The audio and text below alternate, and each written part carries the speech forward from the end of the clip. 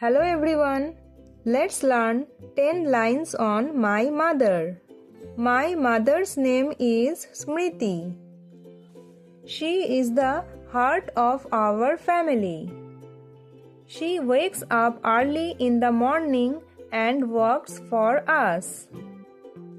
She cooks very delicious food for the whole family.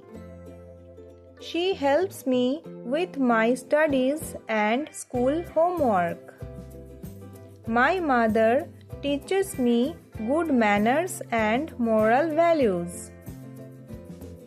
She takes care of me when I fall sick. She is my best friend and my first teacher.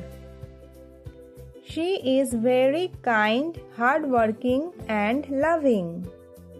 I love my mother very much and I pray for her long life.